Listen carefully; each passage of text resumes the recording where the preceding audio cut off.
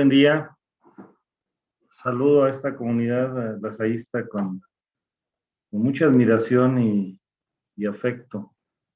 En mi vida universitaria he tenido la oportunidad de tener colaboradores lasallistas y también maneras de cooperación con varias de las universidades.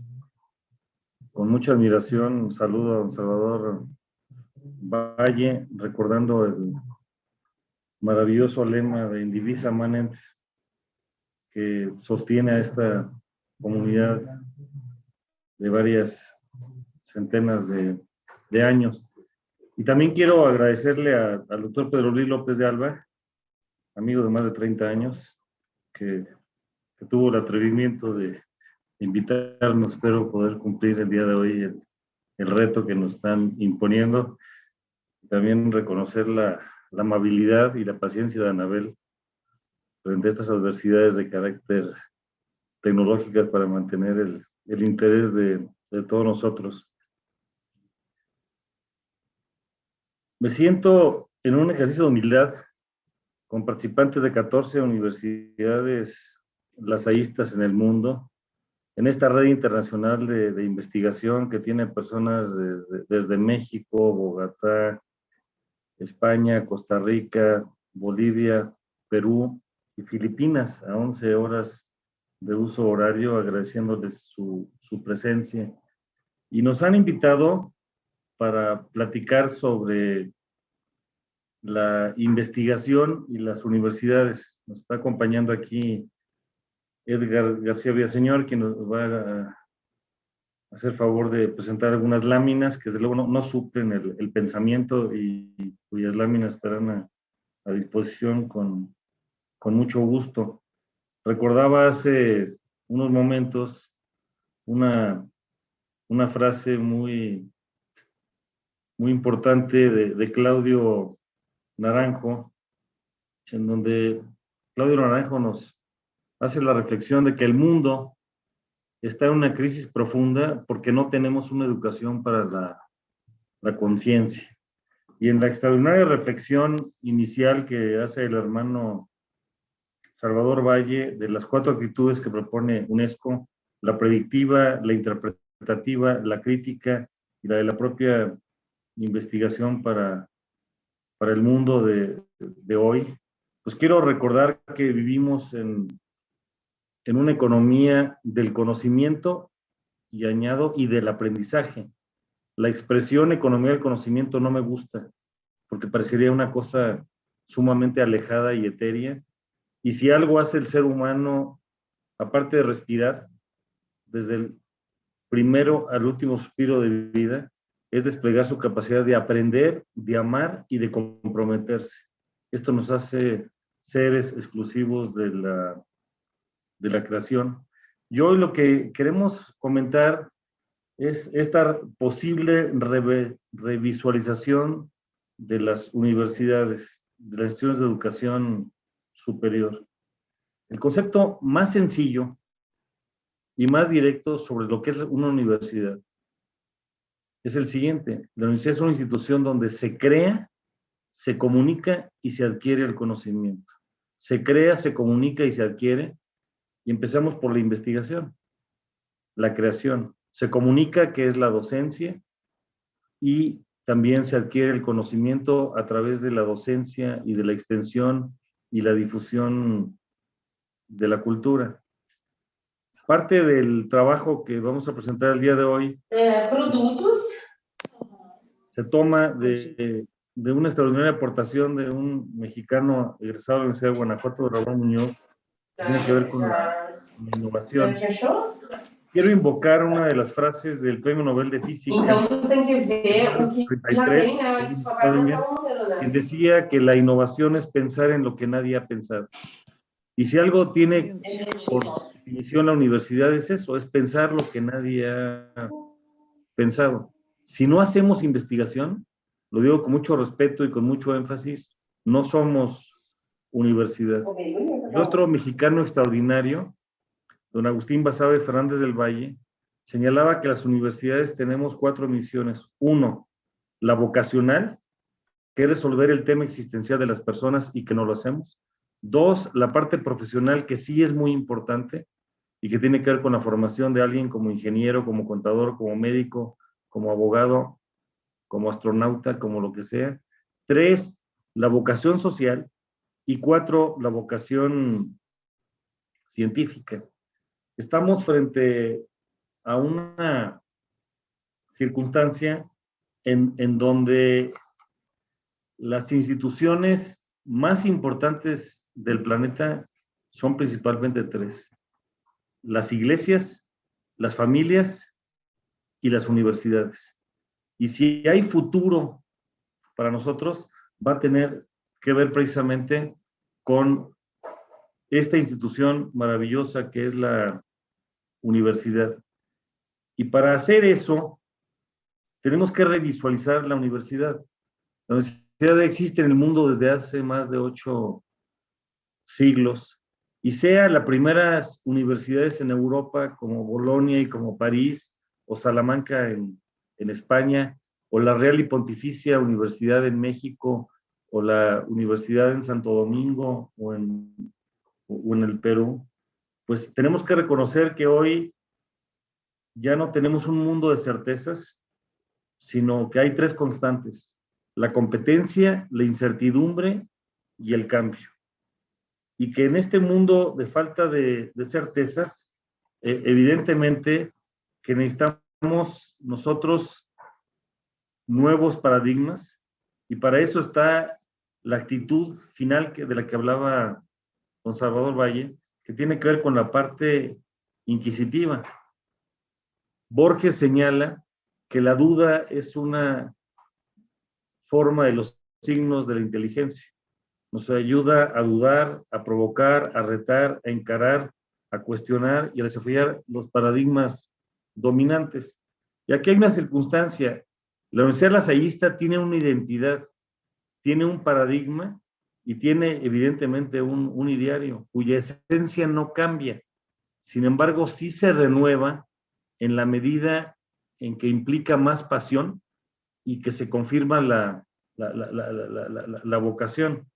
Para eso, entonces, pues tenemos que reconocer que estamos frente a una serie de circunstancias, como se llama la lámina, como son los recuerdos, los moldes, las creencias, los valores, los hábitos, las metáforas, las imágenes, los símbolos, las etiquetas, los acuerdos, las expectativas y sobre todo la falta de certeza, y que nos lleva a delimitar un mundo diferente.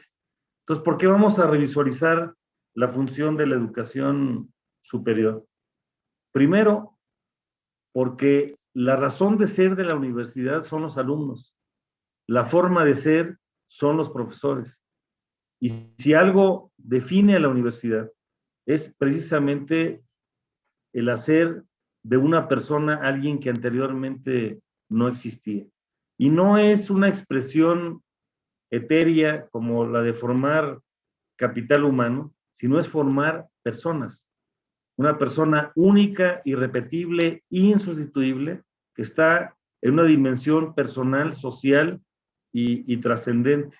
Segundo, porque la institución de educación superior es una comunidad en continuo aprendizaje, en donde la colaboración, la convivencia, el pensamiento crítico, siguiendo lo que comentó el hermano Salvador, son elementos esenciales.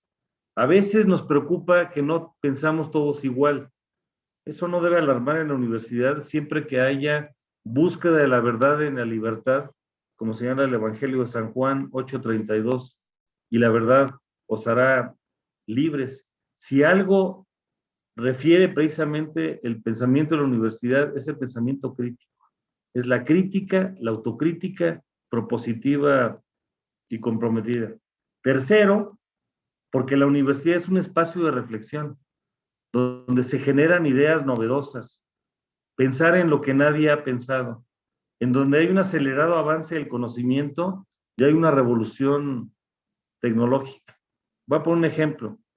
Si alguno de nosotros tiene la oportunidad de ir a la Universidad de Cambridge, vamos a observar más de 25 premios Nobel, poco más de 20 tan solo en la teoría atómica, y por Cambridge pasaron Newton, Darwin, el descubrimiento del electrón, el descubrimiento del origen de la vida, entre comillas, con Watson y Crick, que en la primavera de 1953 anunciaron el ADN, y al mismo tiempo están abiertos al mundo en la revolución tecnológica.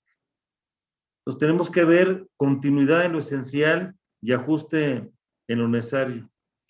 Y por otro lado, reconocer que hoy tenemos estudiantes diferentes y que cada uno es un reto y que el modelo del profesor investigador se va modificando, donde no es aquel en donde uno enseña y el otro aprende. Es un binomio bidireccional en donde en ocasiones, en el mejor de los casos, el profesor es el alumno más aventajado de la clase y no siempre lo logramos.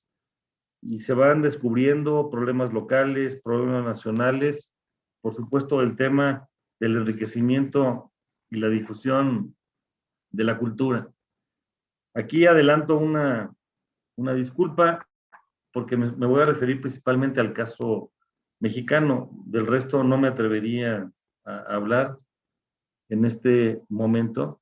Y en esta lámina están los números de hace 1 o 2 años sobre cómo estaba el número de instituciones de educación superior y la matrícula correspondiente. En México la matrícula es aproximadamente en números redondos 2/3 o 1/3.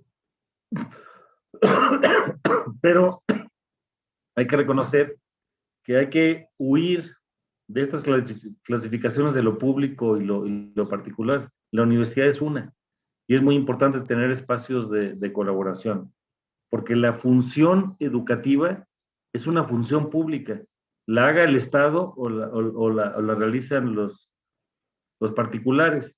Pero lo que sí debo de apuntar como un reto por resolver es el hecho que al menos en el caso de la Universidad Mexicana, la mayor parte de la investigación se hace en instituciones de naturaleza pública. Hay muy poca investigación en instituciones cuya naturaleza es particular. Entonces esto implica una serie de retos que tienen que ver con la conformación de un sistema de educación nacional que no existe. Recuerdo que en diciembre del 94, en una reunión, tenía el privilegio de ser el rector de la Universidad de Guanajuato, el rector de la Universidad Nacional Autónoma de México, el doctor José Sahuicán, lo invitaron en la Universidad de Nueva York, en NYU, York University, a presentar algo sobre el sistema educativo y empezó por decir, permítanme presentarles el no sistema educativo nacional mexicano, porque tenemos un conjunto de agregados, pero no hemos logrado integrar un sistema educativo. En el caso nuestro, el ordenamiento jurídico de mayor rango es la cuestión política del país, el artículo 3 es el que desarrolla el tema educativo, luego una ley general de educación que existe desde 1993 y reconoce la necesidad de hacer un sistema, pero no trabajamos en sistema. Lo que sí puedo adelantar es que por fortuna en abril de este año, después de prácticamente poco más de 5 años de trabajo intenso en el Senado de la República y en la Cámara de Diputados, en un esfuerzo de todos los partidos políticos, en una propuesta personal de quien habla el día de hoy ante ustedes, hemos logrado finalmente la aprobación de una ley general de educación superior, pero no habíamos trabajado en sistema. Nosotros lo que tenemos que reconocer es que la cadena es tan fuerte como el eslabón más débil. Necesitamos fortalecer todas las comunidades educativas. Me voy a referir en grandes líneas sobre esta Ley General de Educación Superior, y en el sistema lo que tenemos es una serie de retos. Por ejemplo, planear. Y voy a usar una frase para enfatizar el argumento y no quiero ser despectivo. A veces estamos como el sopilote estreñido que planea y no obra. necesitamos tener realmente un ejercicio crítico de planeación, la programación, la presupuestación, acuerdos para transferencias. Es muy poco común tener proyectos interdisciplinarios y proyectos interinstitucionales, ya sea en docencia, en investigación y en extensión. Hay poca movilidad de profesores y de estudiantes. Y cada día lo que vamos a estar viendo es que un alumno inicia un programa en una universidad y puede seguir parte de su carrera o su posgrado en otra institución. Y la transferencia de créditos tenemos que modificarla. Lo mismo en el caso de los profesores. En el caso mexicano, desde 1983, 84 existe el, un estipendio para personas que son miembros del Sistema Nacional de Investigadores, que son como 30,000 en el país. Y la intención es que no solamente trabajen para una institución, sino que trabajen para la universidad en su conjunto y que puedan tener espacios de colaboración. Porque no hay universidad autosuficiente en el mundo. Aún las mejores universidades no siempre ofrecen todos los campos y las disciplinas. Voy a poner un ejemplo. Una de las mejores universidades del mundo reconocidas es Princeton, en Nueva Jersey, en Estados Unidos, no tiene medicina, y eso no le quita el rango de ser universidad. Y también tenemos que tener una universidad cada vez más vinculada al nivel medio superior para poder tener mejores perspectivas. ¿Qué incluye la Ley de Educación Superior en México? Y ahora quiero que vayamos pensando en dos cosas. En esta ley, que tiene vigencia desde el 20 de abril del año en curso, y también por otro lado, hay un mandato vencido del 31 de diciembre del año pasado, también que fue propuesta nuestra, de hacer una ley general de ciencia, tecnología e innovación, porque lo que necesitamos es una cadena virtuosa de educación, cultura, ciencia, tecnología e innovación. Y la ley no vamos a cansar, sobre todo porque hay personas de otros países y puedo enviar el material necesario. Distribuye competencias entre municipio, estado y federación, establece sistemas locales, establece organismos de coordinación en la planeación local. Aquí quiero hacer un público reconocimiento en el caso que más conozco de la entidad federativa, yo le llamo Tierra Santa, es Guanajuato, los demás del cielo a Guanajuato son locales, en donde existe la Comisión Estatal para la Prevención de la Educación Superior y la Universidad del Bajío ha encabezado la COEPES, como se le denomina, en más de una ocasión ya ha tenido un papel muy importante.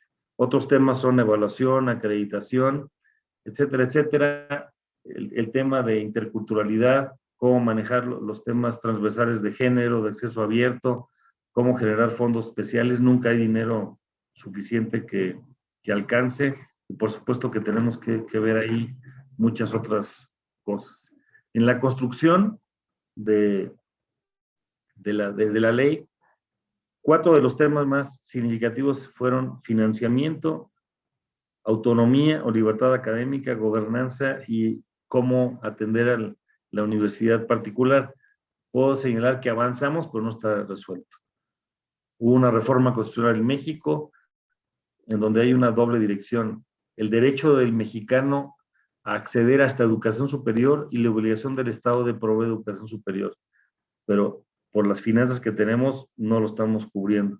Luego viene la palabra autonomía, que no me gusta porque no solamente me quiero referir a la naturaleza jurídica de una institución, sino al principio de libertad académica. Si no hay libertad académica, no se es universidad.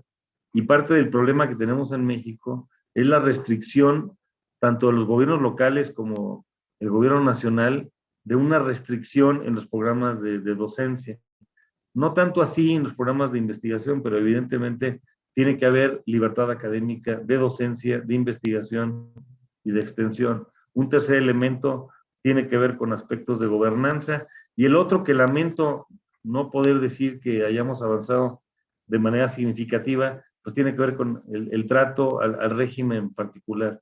Hay una desconfianza, hay un exceso de supervisión y estas cosas no se pueden hacer bien. Voy a poner un ejemplo, y perdón por aludirlo de manera personal.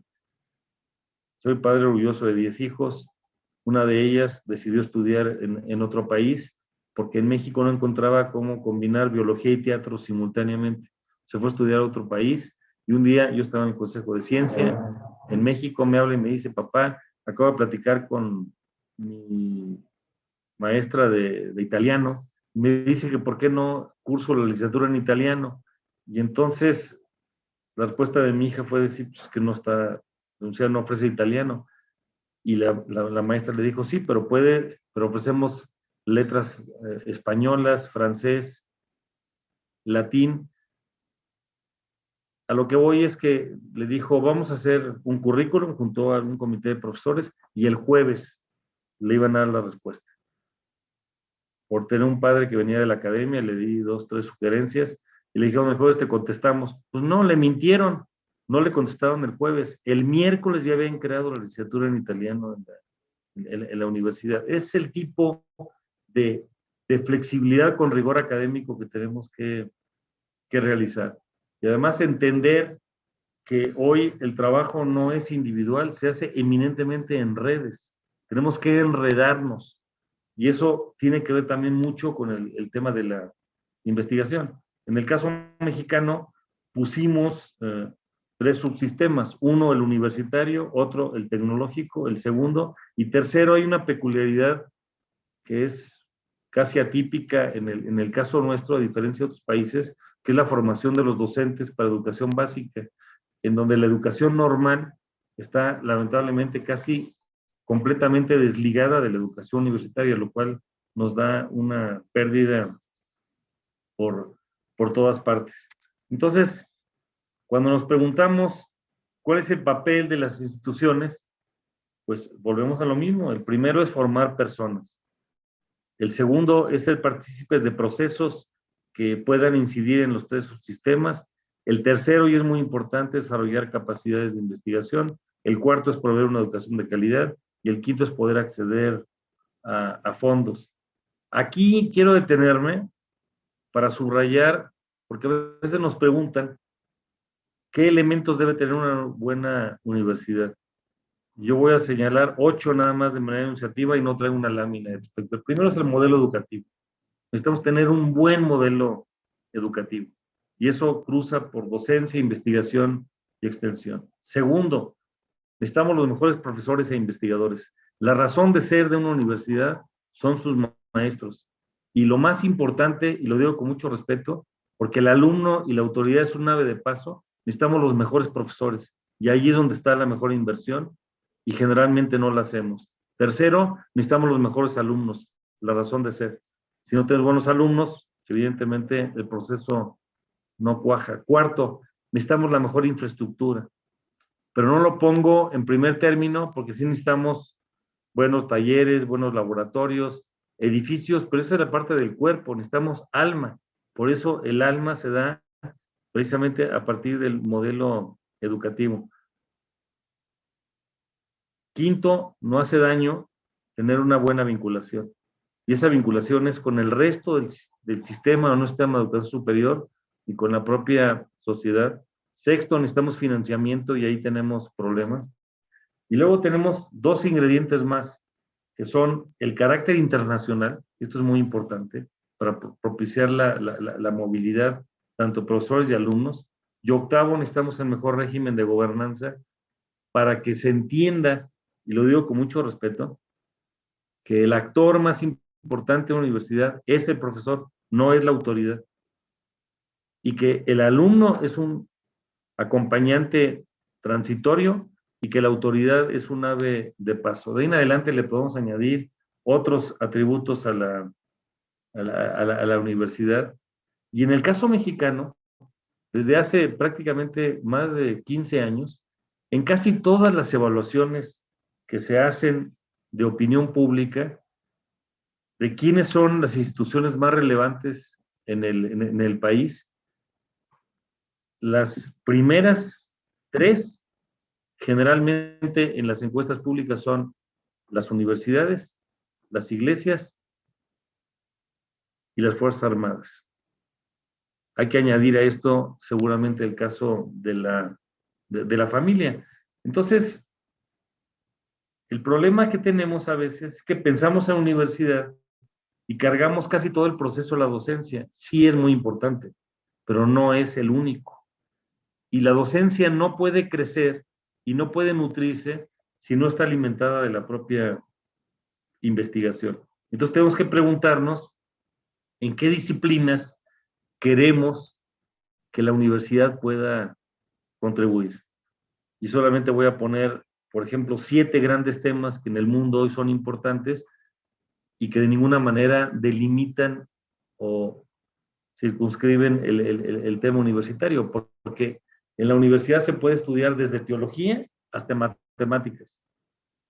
Y de hecho, las primeras universidades del mundo, sus facultades más importantes eran teología, filosofía, derecho, medicina, ese tipo de disciplinas. Y ahora, aunque a veces cuando uno va a la universidad pública y dice que aquí falta teología, como que le ven a uno raro, pero tiene que ver desde las ciencias exactas y naturales, las ciencias sociales, las artes, las humanidades, porque al final del día, la universidad tiene que cultivar todo eso. ¿Qué tipo de temas se pueden ver? Y esto no limita a lo que la universidad lasallista está haciendo. Uno, y no van en orden de prelación: agua, cambio climático, biodiversidad. Dos, las nuevas energías, donde tenemos problemas muy fuertes. Tres, las nuevas enfermedades. Y no necesito abundar, sobre todo en un mundo tan convulsionado como la pandemia. Cuatro, Estado de Derecho, que se ha convertido en un tema gravísimo de Estado de Derecho y de seguridad. Quinto, desastres naturales, porque somos muy frágiles en la naturaleza. Sexto, pobreza y desigualdad, y derechos de las niñas, niños, adolescentes, la familia, de la mujer, desarrollo urbano, desarrollo rural. Hay una enorme cantidad de temas de pobreza y desigualdad que no se han resuelto, y el otro es competitividad económica y conocimiento. Las economías del mundo se mueven principalmente a través de la innovación. Y regresando al Premio Nobel de Física de 1933, pues eso es la innovación, es pensar en lo que nadie ha pensado. Y entonces es natural que cada universidad haga como una matriz que cruce, por ejemplo, las 3 funciones: docencia, investigación y extensión, y por otro lado, el conjunto de temas como los que acabo de hacer, o bien el conjunto de problemas. Y no es una o es otra, y además ninguna matriz será suficientemente comprensiva para poder incluir cuál es la misión completa de una institución. Y ahí es donde la universidad va a tener que hacer un ejercicio autocrítico, humilde, de inclusión, salirse de la caja negra para ver si lo que estamos haciendo tiene o no pertinencia. Luego hay debates como, por ejemplo, entre la ciencia básica y la ciencia aplicada, que pueden ser falsos dilemas. Probablemente una mejor forma de esquema es ciencia libre y ciencia dirigida. Pero el problema que tenemos que enfrentar es cuál es la respuesta de la universidad al entorno inmediato. Muchas veces en el mundo universitario, en ocasiones, bajo el argumento de la libertad de investigación, se hacen cosas muy valiosas, pero que no trascienden. Y la verdad que no trasciende es infecunda. Hay una anécdota del presidente de la Madrid mexicano, que fue al Instituto de Física de la Universidad Nacional en la década de los 80, y comentó con los grandes físicos del momento. Uno de ellos era miembro de la Academia Pontificia en Roma, y además no era cristiano. Y entonces le preguntó el presidente: ¿y esto para qué sirve? Y la respuesta fue decir: qué barbaridad, nosotros somos misioneros, no fenicios, el conocimiento no puede prostituirse. Y el presidente les dijo: no es excluyente, prostituyense de inmediato. Porque si ustedes lo que generan de conocimiento no va a tener una aplicación, vamos a tener retos de financiamiento, retos de pertinencia. El gran investigador, y algunos de aquí lo conocieron, el doctor Marcos Moschinsky. En este momento, por ejemplo, en México, traemos un problema fuerte porque el Consejo Nacional de Ciencia y Tecnología tiene un sesgo hacia partido e ideología que no va con la ciencia. La ciencia no puede tener ese tipo de sesgo y han querido limitar el apoyo a los investigadores en las instituciones de naturaleza particular. Por fortuna, algunos ya promovieron un recurso legal, que es el derecho de amparo en México, y está prosperando, pero pues, evidentemente hay que huir. Si ya cayó el muro de Berlín, tenemos que hacer otro tipo de reconsideraciones. Y los riesgos que traemos, esto lo comentaré nada más al paso, sobre todo por respeto a los que no están en territorio mexicano, pues hay problemas presupuestales, hay problemas de centralización de recursos, hay una limitación para poder tener nuevos espacios de investigación, y lo que necesitamos es precisamente asumir los retos. Uno de los retos que traemos como país ahora tiene que ver con el diseño de la Ley General de Ciencia, Tecnología e Innovación. Y aquí hago una invitación, la dejamos abierto, para que en el Congreso mexicano podamos, en lo que resta del año, poder hacer esta Ley General de Ciencia. Ya está vencida, ya lo platicamos del año pasado, pero es una norma imperfecta que no tiene sanción. Les puedo mandar materiales que tienen que ver con esta ley, que busca garantizar la libertad de cátedra, la libertad de investigación, la movilidad tanto de estudiantes como de profesores, fomentar la investigación en todas las instituciones de educación superior, y que parte además de lo necesario, formar personas, crear espacios de pensamiento crítico, eliminar miradas estrictamente economicistas, etcétera, etcétera, etcétera. En suma, para llegar a la parte final, necesitamos una universidad que, como en alguna ocasión le escuché al presidente Frei en Chile,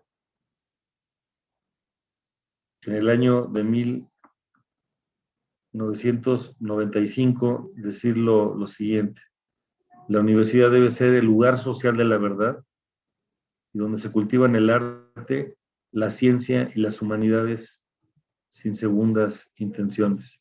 Esa es la universidad, el lugar social de la verdad, donde se cultivan el arte, la ciencia y las humanidades sin segundas intenciones, que no puede ser museo del pensamiento.